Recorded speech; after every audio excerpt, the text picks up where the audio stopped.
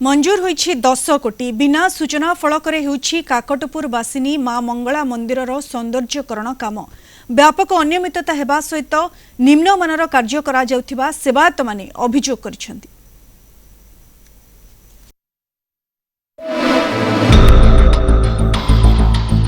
मंथर गति चली काकटपुर बासिनी मां मंगला मंदिरर सौंदर्यकरण कार्य सरकार मंजूर करिसेंति 10 कोटी टंका बिना सूचना फल ओबीसीसी 2 वर्ष हेब काम करुछि। पर्यटन विभाग अधिकारी किंबा जंत्री कार्य तदारख करने केबे आसी नथिबा कहिसेंति स्थानीय बासिंदा। व्यापक अनियमितता सहित कार्य निम्नमानर हेउथिबा सेवायत माने अभियोग करिसेंति। आगामी दिन रे जो राज्य सरकार थिले नवीन सारंकर जो सरकार चलथिला मां मंगला मंदिर पाखापाखि 10 कोटी टंकार सांक्शन आसला। मंदिर पारिपार्श्विक उन्नतीकरण मंदिर डेवलपमेंट पार्किंग लगे समस्त प्रकार सुव्यवस्था कोटी कोटी टंका आसला किंतु एबे से काम निम्नमान चली जो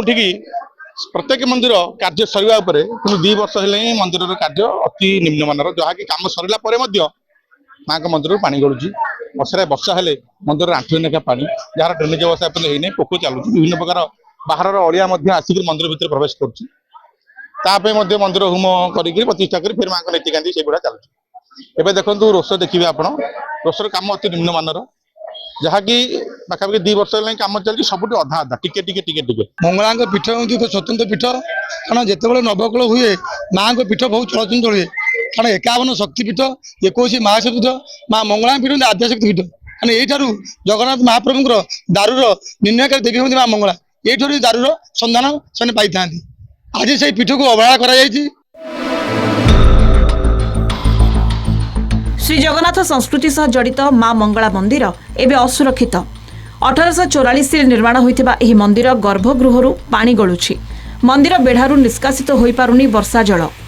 प्रशासनिक उदासीनता एवं दायित्वहीनता जोगु मात्र 30% कार्य शेष होछि ता पुनी निम्नमानर मन इच्छा कार्य करा जाउछि बोली काकटपुर विधायक अभियोग करिथिबा बेले मंगला मंदिर कार्यनिर्वाही अधिकारी कहिसेंति शीघ्र कार्य सारिबा पई मंदिर परिचालना कमिटी सहित आलोचना करिछु। केवल मंगला मंदिर कथा मु कहूनी से अस्तरंग मेडिकल पैसा हो आपणकर तादा भंडीसाई ब्रिज कथा हो कोणार्क डेवलपमेंट पे जो खड़प प्रोजेक्ट 200 कोटी प्रोजेक्ट